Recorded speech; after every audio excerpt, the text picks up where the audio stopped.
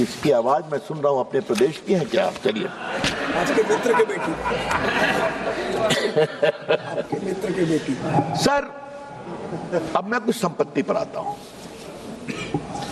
ये 8 लाख संपत्ति है, दुनिया की सबसे बड़ी संपत्ति है सर। और सर मुतवल्ली उसको मैनेज करता है, मैंने दिखा दिया, वो मैनेजर है।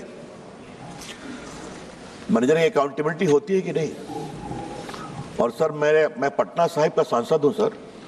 हमारे क्षेत्र में गर्दनी बाग में सर एक सरकारी जमीन पर तालाब है जहां लोग छठ में अर्घ देते हैं सर।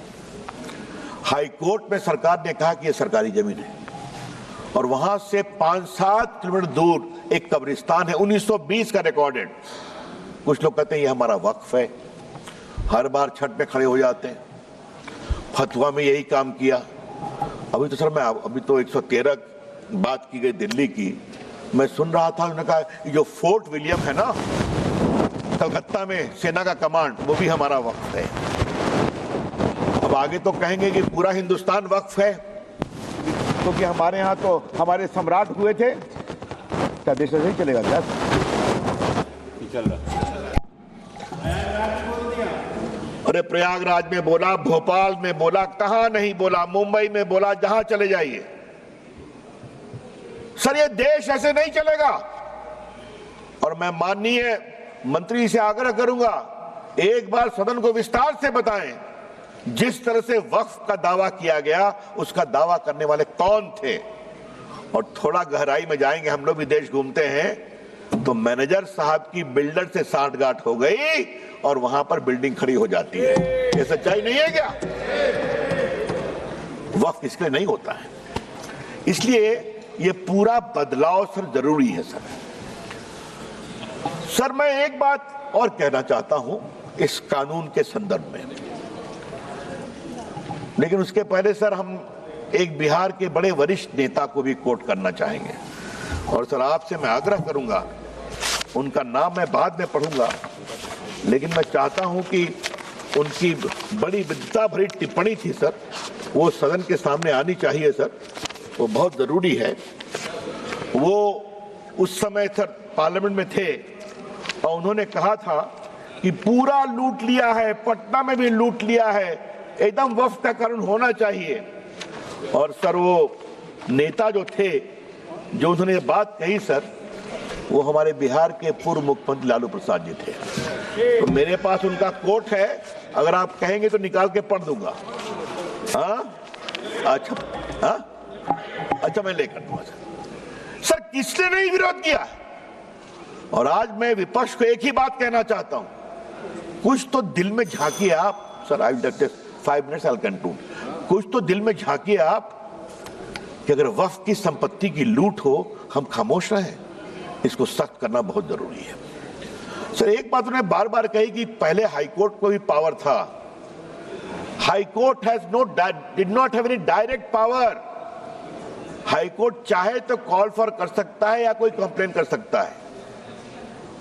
लॉ में कोर्ट जाना मना था और ट्राइब्यूनल ने कैसे कैसे काम किया ये भी आप जानते हैं। तो आज यहां पर कोर्ट में भी आप जा सकते हैं।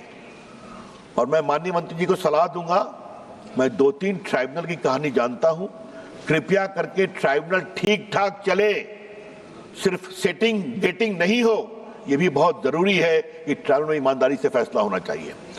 सर मैं आपसे इसलिए कहता हूं कि जो बार बार आज कह रहे हैं, मैं इनसे एक सवाल पूछूंगा, मैं चाहूंगा कांग्रेस के भी जवाब दे इसको। आज क्रिश्चियन समाज क्यों दुखित है कि वो चाहते हैं वक्फ में बदलाव हो?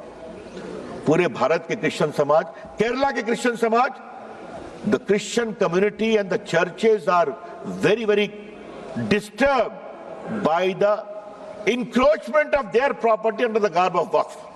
तो उनको लगता है बदलाव जरूरी है। अखिलेश जी आपको भी कभी सोचना ही पड़ेगा, कभी आपको भी सोचना ही पड़ेगा। हा?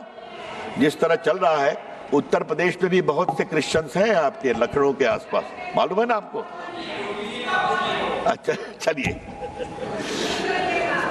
सर, 2-3 बिंदु बस देके अपनी मैं बात समाप्त करूंगा सर। नंबर एक, आप इस बिल का विरोध करते हैं तो क्यों करते हैं, इसका जवाब नहीं दे रहे। और मैं चाहूंगा सब लोग मेरी बात पर जवाब दें कि आपको इस बिल से क्या परेशानी है।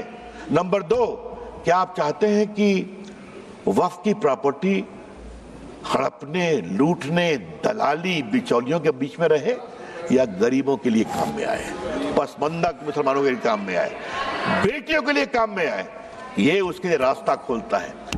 और सर तीसरी बात, इस बिल में बड़े बड़े नामी गिरामी मेंबरान पार्लियामेंट, जूरिस्ट, रिटायर्ड जजेस, महिलाएं, सिविल सोसाइटी सब आके देखने वाली हैं, तो आपको शर्मिंदगी किस बात की है?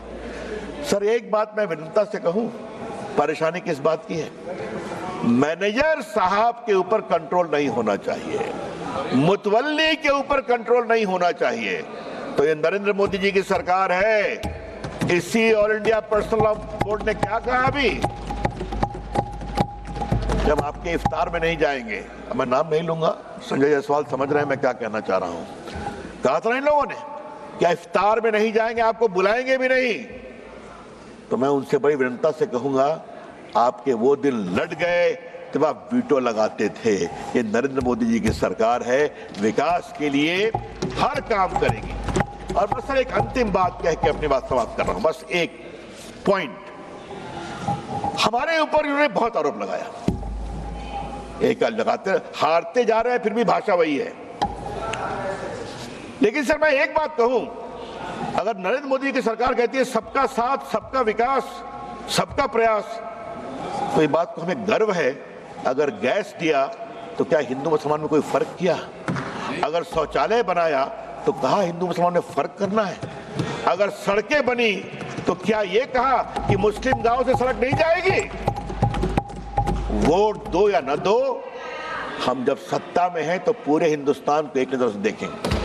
सर जिस प्रदेश से हम आते हैं, जहां से गिरिराज जी भी आते हैं, वहां एक बहुत बड़ा चलता है मामला सर, इनने सड़क मत बनाई, यहाँ वोट ना मिल रही है ना, ये हम नहीं करते, हम सबको एक नजर देखते हैं, वोट दो या न दो।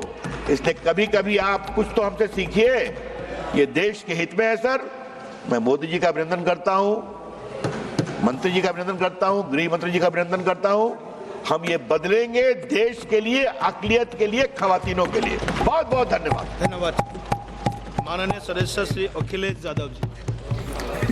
तो आपने देखा कि किस तरीके से रविशंकर प्रसाद ने अपनी बात रखी और खासकर जहां बात छोड़ी गई थी वहीं से उन्होंने उठाना शुरू कर दिया और उन सभी नियमों, कायदों, कानूनों की पूरी पाठ सदन को पढ़ा दी, विपक्ष को पढ़ा दी। तो लोकसभा में वक्फ संशोधन बिल पेश हो चुका है, अब इस पर बातचीत हो रही है, चर्चा हो रही है, बहस हो रही है। अब यह देखना है कि विपक्ष की